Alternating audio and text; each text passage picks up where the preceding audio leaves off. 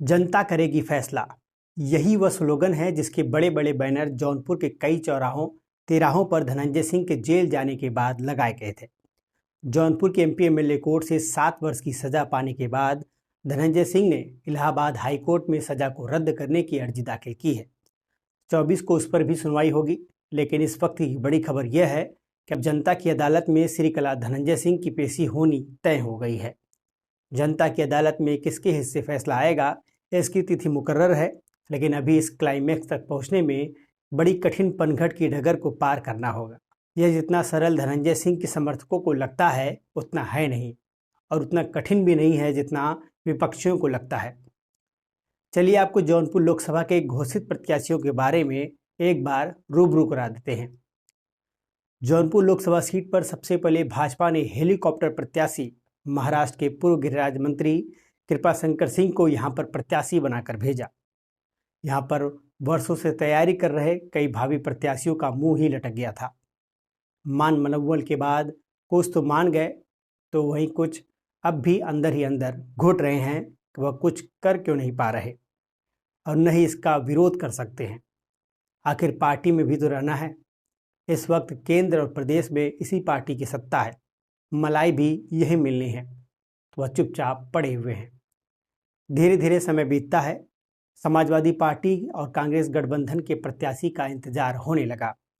कोई कह रहा था कि सपा मौर्या पर दांव लगाएगी, कोई कह रहा था यादव पर, तो कोई कह रहा था बनिया वर्ग भी टिकट मांग रहा है, तो कोई कह रहा है कि धनंजय सिंह भी लाइन में है। आखिरी बार जब पूर्व सांसद धनंजय सिंह की मुलाकात राष्ट्रीय अध्यक्ष अखिलेश यादव से होती है, तो उसके कुछ दिन बाद ही धनंजय सिंह को सजा हो जाती है और वह जेल चले जाते हैं। फिर भी कुछ महीने तक जनता को इंतजार रहता है कि शायद समाजवादी पार्टी धनंजय सिंह के किसी परिवार या फिर हाई कोर्ट से सुनवाई के बाद अगर धनंजय सिंह की सजा रद्द होती है तो उन्हें चुनावी मैदान में उतारेगी, लेकिन ऐसा कुछ भी नहीं हुआ। लखनऊ से अखिलेश भैया ने भी भाजपा की पगडंडी पकड़ ली और एनआरएचएम घोटाले में जिसके दामन में दाग लगे हैं उसको जौनपुर लोकसभा से प्रत्याशी बना दिया।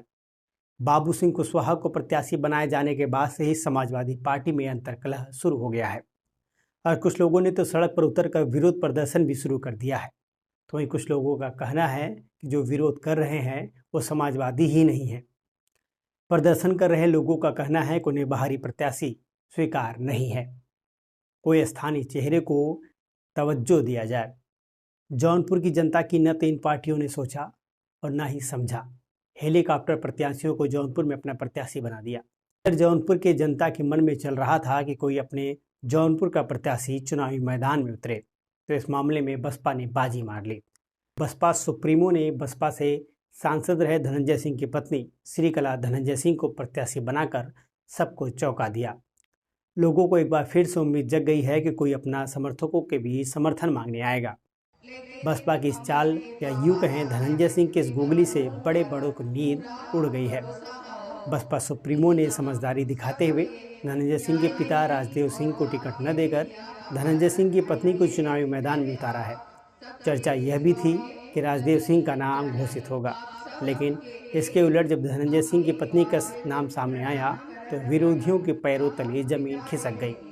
अब जौनपुर में रोमांचक मुकाबला होगा, लड़ाई कांटे की होगी और जीत हार का अंतर भी कम होगा। साथ ही बाहरी बनाम स्थानीय का मुद्दा भी जोर पकड़ेगा। फिलहाल आगे आगे देखिए क्या होता है। अभी तो यह लोकसभा चुनाव का ट्रेलर मात्र है।